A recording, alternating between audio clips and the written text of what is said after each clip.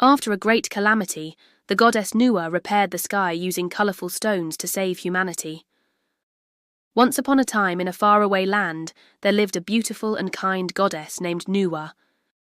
She had magical powers and was the protector of all living things. One day, while Nuwa was tending to her garden of paradise, she heard a loud crash followed by heavy footsteps. Startled, she flew up to the sky to see what had happened. To her horror, she saw that a huge hole had been torn in the sky, and the celestial bodies were falling into it. This was a disaster of epic proportions. If the sky remained broken, the earth would be destroyed and all life with it. Without hesitation, Nuwa knew she had to act fast. She quickly flew down to the mortal realm to gather materials to fix the sky. But what could she use to patch such a huge hole? As she flew over the land, she saw everything she needed to mend the sky. First, she collected 12 colourful stones from the 12 different mountains. These stones were said to have been formed by the dragon's breath during the creation of the world. They shimmered with an otherworldly glow and possessed incredible strength. But Nuwa needed more than just stones. She also needed a strong adhesive to hold them together. She dipped a feather into the hot magma of the central mountain and pulled out a golden rope made of molten rock. Finally, she gathered some clouds from the farthest reaches of the sky to serve as a net to catch the falling stars. With her supplies ready, Nuwa returned to the hole in the sky. She began to mend the tear with great care and precision, weaving the clouds into a tight net to keep the celestial bodies in place. Then she used the golden rope to bind the 12 colourful stones together. As she worked, the stones emitted a brilliant light that spread across the sky, chasing away the darkness and bringing colour to the world for the first time. The sun and the moon, which had been hiding in the underworld, peeked out from behind the clouds and smiled at the beautiful sight before them. They understood the importance of Nuwa's work and wanted to help her finish. The sun lent his fiery chariot for Nuwa to ride in so she could reach the higher parts of the sky more easily. Meanwhile, the moon gave her a magic hammer to help her break the hard stones into smaller pieces and fit them together like a mosaic. Working together, Nuwa, the sun, and the moon made quick progress repairing the sky. As the last rays of sunlight painted the horizon with hues of orange and purple, they completed their task. The sky was whole once more, and Nuwa, exhausted but satisfied, stood back to admire her work. The people on earth looked up in awe at the magnificent sky, now filled with all the colours of the rainbow. They cheered and sang in celebration of Nuwa and her friends. But not everyone was happy with the new colourful sky. Hidden away in a dark cave lived an evil spirit named Kong. He hated the light and the joy that filled the world, and wished it would go away. As he watched Nuwa being celebrated by the humans, a wicked idea formed in his mind. He decided to trick Nuwa into giving him the stones that mended the sky so he could cast an eternal darkness over the world. Disguising himself as a handsome young man, Gong went to Nuwa's home and introduced himself.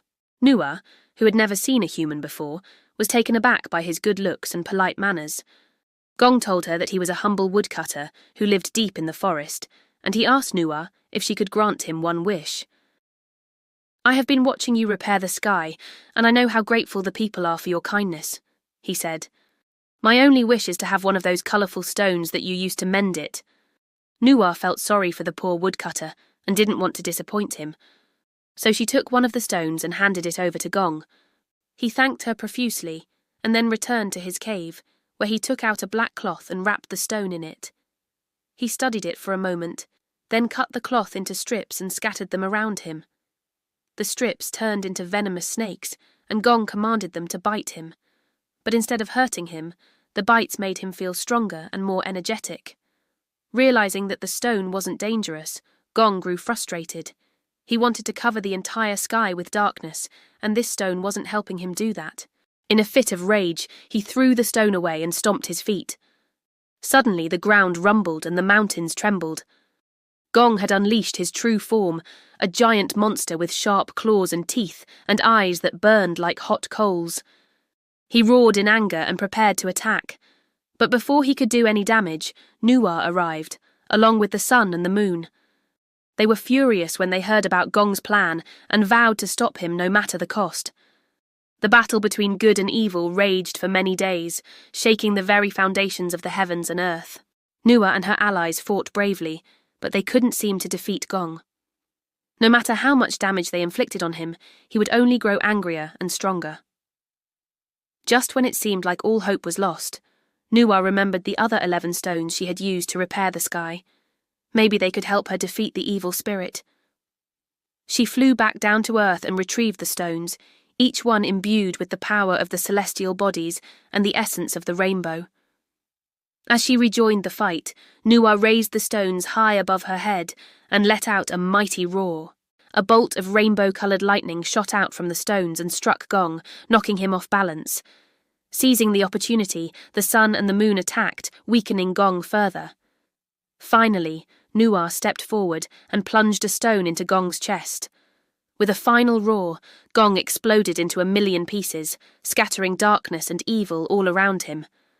But before he could do any more damage, Nuwa used the last of her strength to trap him inside the central mountain. Then she collapsed from exhaustion. The sun and the moon, worried that Nuwa might not wake up, carried her back to her home to rest. As the years passed, Nuwa slept peacefully in her garden of paradise, unaware of what was happening in the world. The humans, who had grown tired of the endless fighting, had built great cities and forgotten about the sky.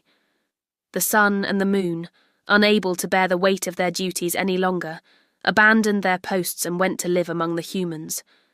And Gong, trapped inside the mountain, waited patiently for his chance to escape. One day, a young girl named Lindsay was playing near the mountain when she stumbled upon a small cave. Inside the cave, she found a talking turtle who told her that if she could bring him a colourful stone from the top of the mountain, he would grant her a wish. Excited by the prospect of owning a magical stone, Lindsay started to climb the mountain. But as she reached the summit, she was attacked by vicious birds with sharp beaks and claws. Just when she thought all hope was lost, a beautiful woman with wings appeared and scared the birds away. The woman introduced herself as Nuwa and told Lindsay that she had been watching her from afar. Nuwa explained that the mountain was dangerous and that Lindsay should come back another day when she was better prepared. Touched by Lindsay's determination, Nuwa agreed to help her. She gave Lindsay a magical net that would protect her from harm and told her to throw it over the peak of the mountain. Together, they successfully captured the colourful stone and brought it back to the cave. Nuwa said goodbye to Lindsay and returned to her home. She had been asleep for so long that she had forgotten all about Gong, but when she saw the familiar stone, her memory came flooding back.